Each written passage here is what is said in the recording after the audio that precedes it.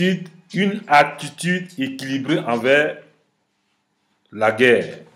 Une attitude équilibrée avec la guerre. Très important. Nous menons une guerre sur cette terre. Et notre guerre est une guerre qui se remporte déjà avec la victoire. Le jour que le Seigneur t'a sauvé, Dieu a écrit ton nom dans le livre de vie et le diable a écrit ton nom aussi dans le livre de mort. Tu dois comprendre que cette guerre, elle est engagée. Et l'attitude que tu dois adopter dans cette guerre est une attitude de victoire. Nous allons prendre nos Bibles dans le livre de Matthieu. Matthieu chapitre 5. Alléluia. Matthieu chapitre 5, au verset 41 au verset 48. Si quelqu'un te force à faire 1000, fais-en 2 avec lui. Donne à celui qui te demande et ne te détourne pas de celui qui veut emprunter de toi. Vous avez appris qu'il a été dit, tu aimeras ton prochain et tu haïras ton ennemi. Mais moi, je vous dis, aimez vos ennemis. 44. Bénissez ceux qui vous maudissent. Faites du bien à ceux qui vous haïssent. Et priez pour ceux qui vous maltraitent et qui vous persécutent. Dieu nous a donné une attitude que nous devons développer dans notre vie chrétienne. Mais le diable, chaque jour, fait la guerre avec notre esprit. Dieu nous parle que nous devons porter des fruits. Et ces fruits doivent être manifestes lorsque les gens viennent vers nous, secouer l'arbre que nous sommes, et les fruits vont commencer à tomber de notre arbre. Le fruit de notre arbre, c'est quoi? C'est l'amour. C'est aimer ses ennemis. Mais de Dieu te dit, il faut aimer tes ennemis. Mais le diable te dit, il faut haïr tes ennemis. Et tu commences à prier. Et tu ne sais même pas comment prier. Et nous sommes entrés dans une déformation de prière dans certaines églises qu'il faut prier pour que tes ennemis meurent. Si tu as fait cela, tu es dans le péché. Et tu es dans l'erreur. Dieu ne t'a jamais dit de prier pour que tes ennemis meurent. Il t'a dit quoi? Bénissez ceux qui vous maudissent. Faites du bien à ceux qui vous haïssent. Est-ce que tu fais du bien à celui qui t'haït? Non. Le diable vient te faire avoir l'échec dans ton examen chaque fois. Quand Dieu veut te donner une promotion, il permet qu'il y ait des épreuves dans ta vie. N'oubliez jamais que le combat que nous menons, nous allons avoir les épreuves jusqu'au retour de Christ.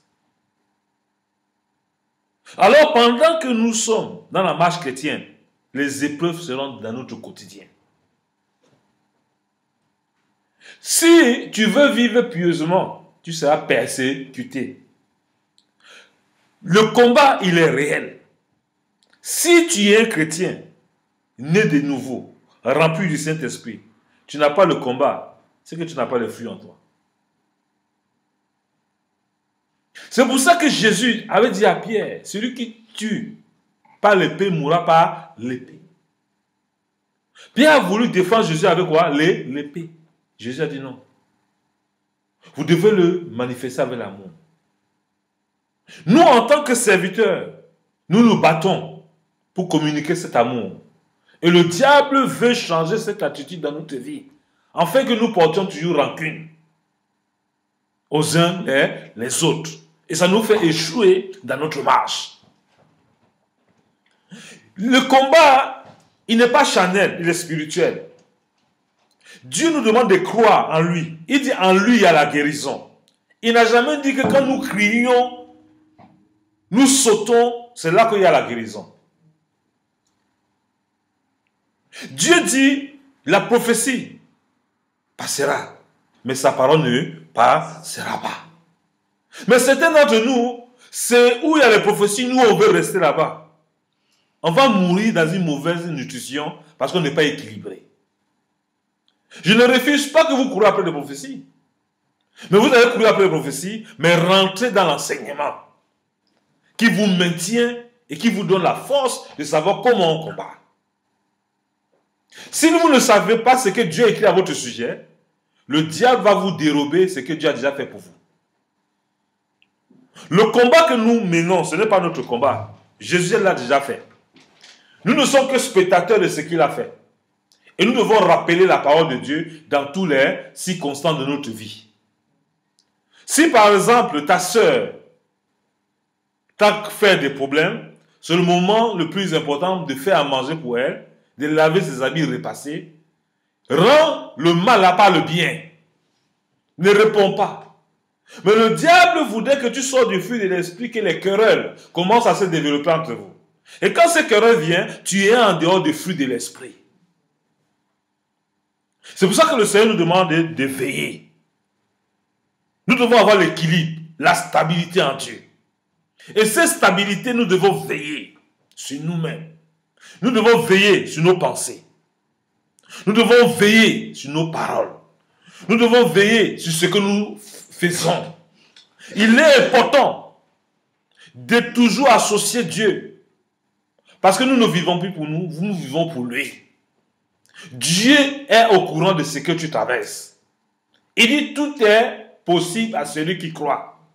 Donc c'est le moment plus que jamais de lui faire confiance et de lui rappeler sa parole. Mais où est ta foi?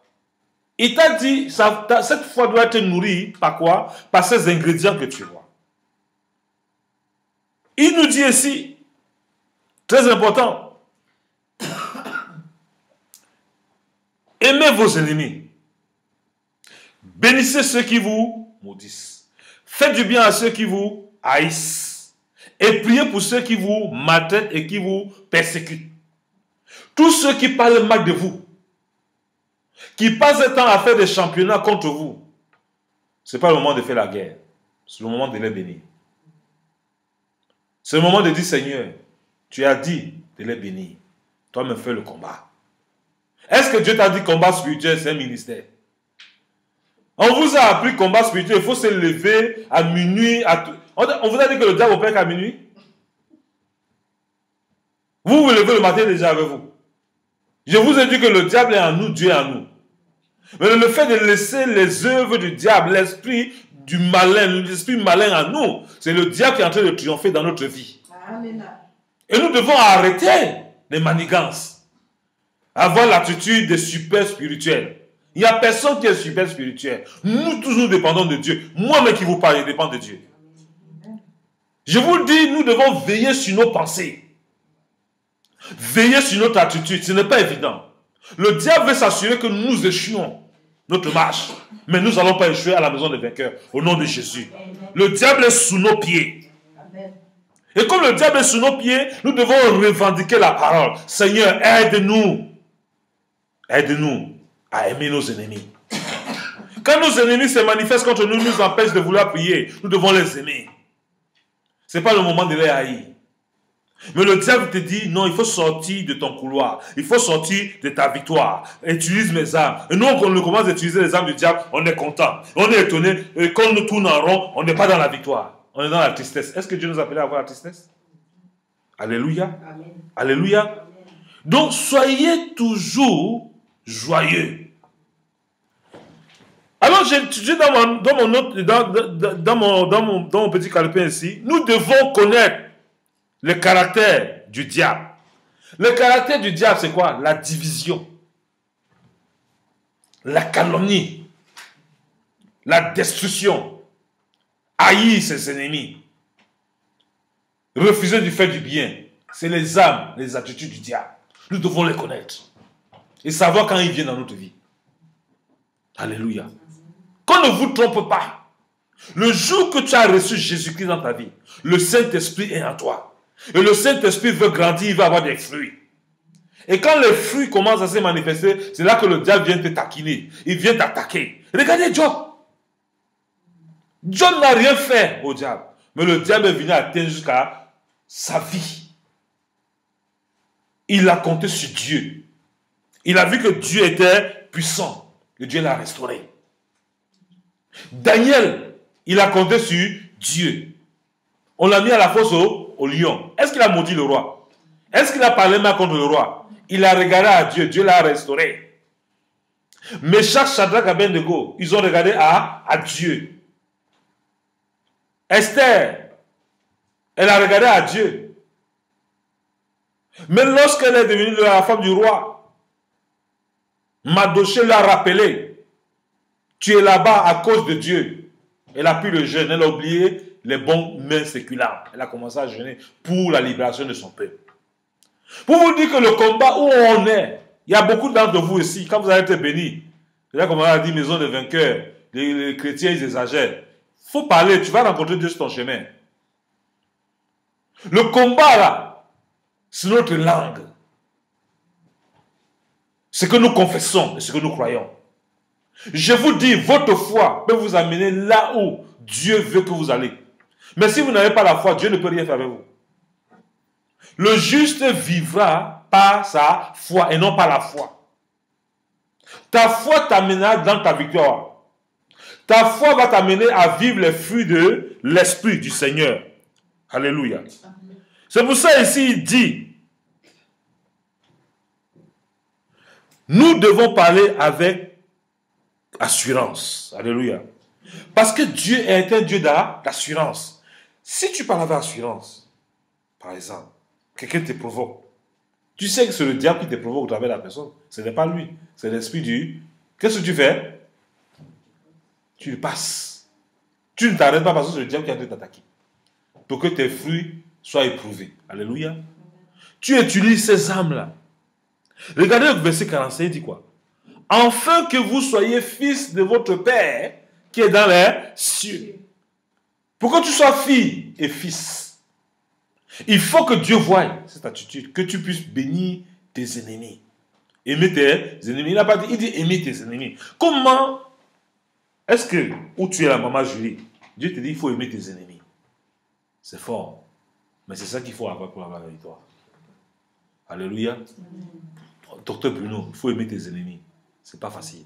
Mais c'est le chemin de la victoire. Alléluia. Si tu ne l'as pas, il est difficile d'avoir la victoire. C'est pour ça que chaque jour, nous devons nous approcher de la parole. Afin que cette parole nous donne la force nécessaire pour aimer nos ennemis. Comment je peux aimer mes ennemis si je ne connais pas Dieu? Ah, ma soeur, tu sais que la dame là, c'est ton ennemi, on te dit il faut l'aimer, malgré tout ce qu'elle t'a fait.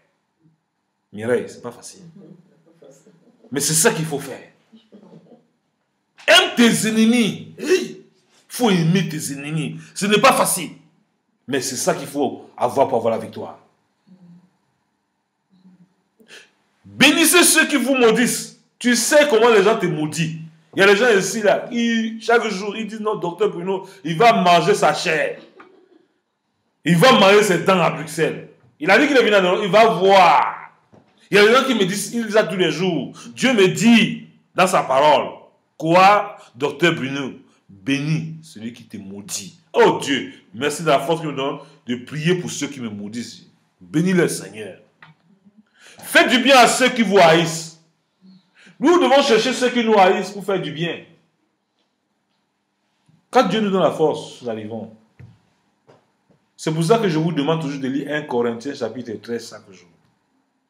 La Bible dit dans 1 Corinthiens chapitre 13, quand vous allez lire, l'amour aime en tout temps. Il n'aime pas quand tout est rose. L'amour aime quand il y a la méchanceté. C'est là qu'il faut aimer. Alléluia. C'est ça la parole. C'est ça le fruit de l'esprit.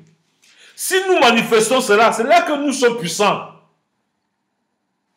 Il y a des gens, vous cherchez la puissance. Voilà où il faut chercher la puissance. Commence à pratiquer ces choses-là. Tu verras que la puissance, Dieu t'accompagnera dans tout ce que tu feras. Tu auras un mariage victorieux. Parce que le diable, il va t'attaquer. Il va attaquer le foyer. Mais tu vas surmonter avec ses fruits.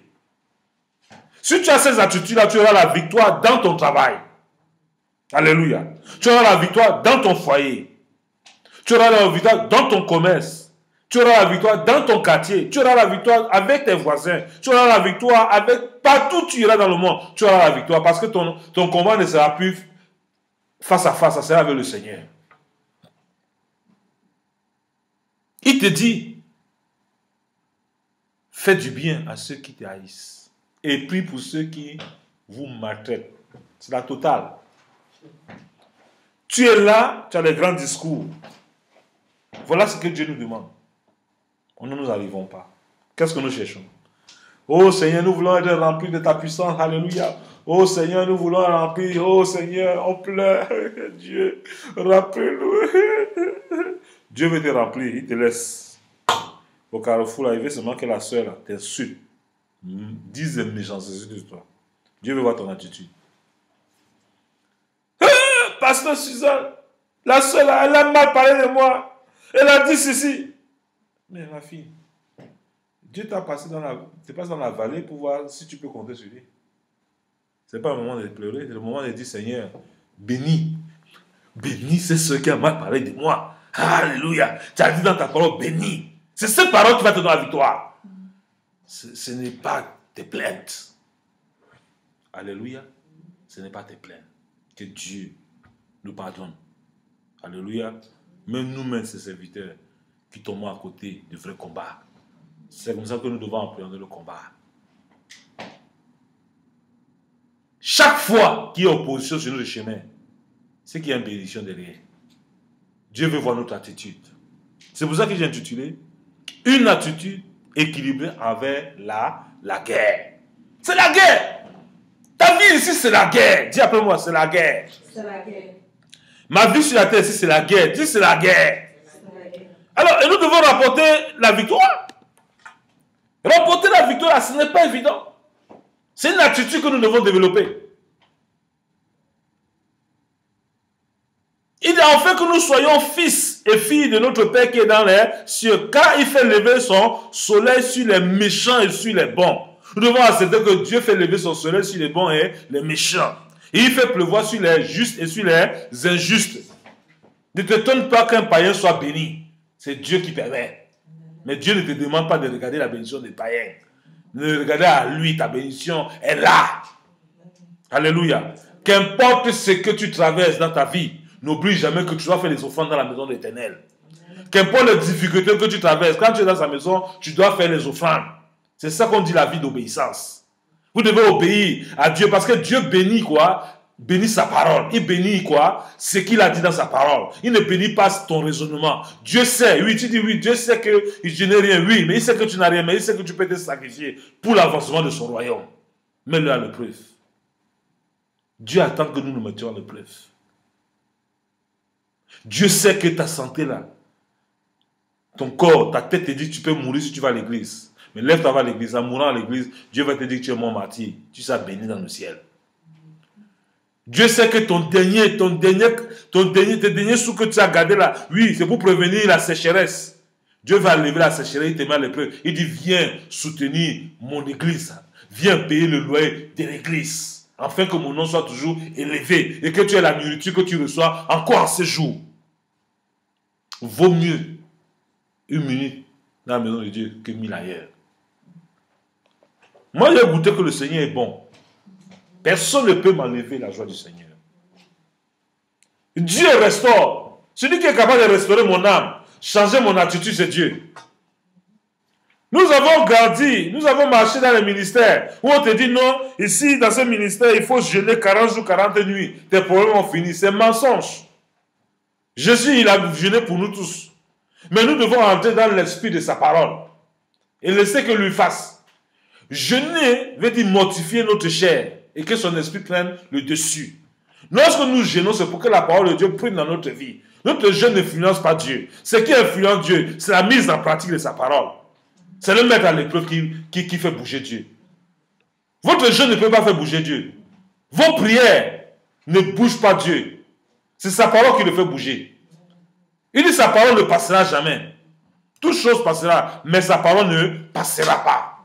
Il dit, il faut faire quoi? Prier pour ceux qui te maltraitent. Déjà, tu as prié depuis cette année, tu as prié pour ceux qui te maltraitent. Hein? Ceux qui te maltraitent, tu as prié pour eux? Non. Le diable te fait avoir la défaite déjà. Si tu n'arrives pas à prier pour ceux qui te maltraitent, tu es dans la défaite. Au lieu de prier que tu te plains, tu es dans la défaite. Repends-toi et reviens dans le meilleur combat, la meilleure attitude de victoire. Ma soeur, tu vas avoir les finances. Ce n'est pas dans tes plaintes que tu vas avoir ces finances. C'est dans la sémence, dans son œuvre que tu vas voir la bénédiction de l'Éternel. Dieu veille sur sa parole pour l'accomplir. Il dit ici, il est bien noté, pourquoi nous étudions pas la parole de Dieu pour agir avec les âmes qu'il faut? Nous devons garder la paix. Oh, alléluia. La paix. La paix, c'est une attitude de victoire. Nous allons voir Philippiens chapitre 1, verset 28. La paix, bien aimé, la paix est une attitude de victoire. Très important de garder la paix en toutes choses. Philippiens, chapitre 1,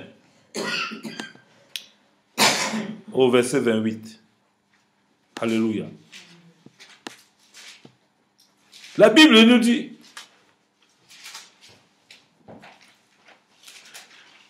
sans vous laisser aucunement effrayer par les adversaires, ce qui est pour eux une preuve de perdition, mais pour vous de salut. Quand vous voyez ces choses, Dieu te dit, tu ne dois pas te laisser effrayer par l'adversaire. Tu dois garder ta paix avec Dieu. Maman Julie, tu dois garder ta paix. Le Dieu qui t'a sauvé, il t'a donné les armes de victoire. Et ces armes de victoire, c'est ta confiance en lui. Il ne t'abandonnera jamais. Et comme Dieu ne t'abandonnera jamais, tu dois changer ton attitude.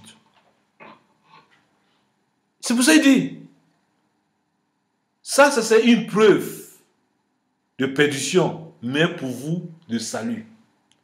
Quand tu n'es pas effrayé en face de tes adversaires, en face de ceux qui parlent mal contre toi, qui médisent contre toi, c'est une preuve que tu sais sur qui tu comptes. Alléluia. Alléluia. Quand nous avons des difficultés, quand nous avons des problèmes, pourquoi nous nous effrayons? Pourquoi nous ne gardons pas notre paix? Il dit quoi? Que notre cœur ne se trouble point. Pourquoi notre cœur se trouble, maman Julie? Quand nous entendons que nos enfants sont malades, on commence à paniquer. Depuis que tu paniques là, ça règle le problème. Mets ta confiance en Dieu. Alléluia. Alléluia. Alléluia. C'est pour ça que j'ai écrit ici. Le combat spirituel est extra moderne. La paix est une attitude de pouvoir. La paix, c'est une attitude de pouvoir. Lorsque tu gardes la paix de Dieu, tu as le pouvoir. Nous sommes dans une position de victoire quand nous avons la paix. Et le psaume 37, verset 7, qu'est-ce que la Bible nous dit? Dans le psaume 37, verset 7, et je vais demander à maman, je vais lire rapidement. Psaume 37, verset 7.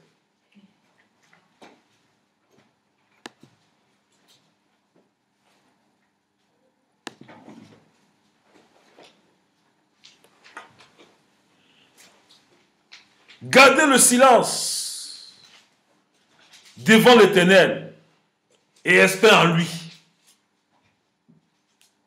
Ne t'irrite pas contre celui qui réussit dans ses voies, contre l'homme qui vient à bout de ses mauvais desseins.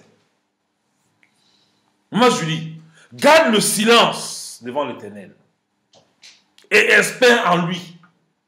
Mais est-ce que nous espérons en Dieu? Nous passons notre temps à espérer là où il ne faut pas. Nous devons espérer en Dieu pour notre mariage. Nous devons espérer en Dieu pour notre protection. Nous devons espérer en Dieu pour notre santé.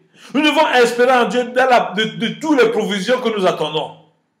Mais non, nous promenons nos regards de gauche à droite. Qui est celui qui va venir à notre aide? C'est l'Éternel des armées qui vient à notre aide. Maison des vainqueurs à Bruxelles.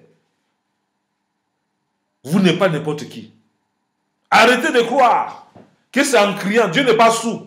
Vous n'avez pas besoin de prier, crier que la tortue saute pour que Dieu vous entende. Les prières inexprimables qui sortent de l'intérieur de vous, c'est ce que Dieu recherche. Les prières inexprimables, priez avec l'attitude qu'il faut. L'attitude qu'il faut, il faut bénir ceux qui te maltraitent. Il faut prier pour ceux qui te maltraitent. Bénis ceux qui te haïssent. Vous devez étudier ça par cœur. Et faire du bien à qui? Faire du bien à qui? À nos ennemis. Si quelqu'un se montre ton ennemi, c'est le moment le plus important d'aller lui faire du cadeau. Il sera confus. Fais-lui un cadeau. Il va dire, ah, ce cadeau-là, c'est un charbon ardent sur sa tête. Et Dieu, tu as l'attitude de Dieu. Alléluia. C'est pour ça que Dieu fait pleuvoir sur les méchants, sur les bons. Dieu dit, il ne veut pas la mort du pécheur. Mais il veut quoi? La repentance. Nous devons aussi désirer la repentance de nos ennemis, des pécheurs. Alléluia. Nous ne devons pas les condamner. Quand vous voyez nos frères qui ont écouté, quand ils ont eu une partie de combat, non, ils connaissent seulement que Dieu est un Dieu de combat, non. Pour eux, le combat devient un ministère, non. Le combat spirituel, c'est un ingrédient de la marche avec Dieu. Alléluia. La victoire, la louange, c'est un ingrédient. Alléluia. Il y a des gens qui prennent le ministère d'adoration comme tout un ministère, tous les vies. Ils sont seulement, non, il faut seulement louer Dieu. Non, c'est tout ce qu'il faut faire. Non. Il y a un moment aussi, il faut prier avec assurance. Il y a un moment, il faut étudier sa parole. Un moment, il faut l'adorer. Un moment, il faut combattre. Ce n'est pas tout le temps qu'il faut combattre. Il y a un temps pour prier, il y a un temps pour dormir. Il y a un temps pour manger, il y a un temps pour rester en repos. Nous devons savoir qui est le Dieu que nous prions et changer nos stratégies de combat. Très important.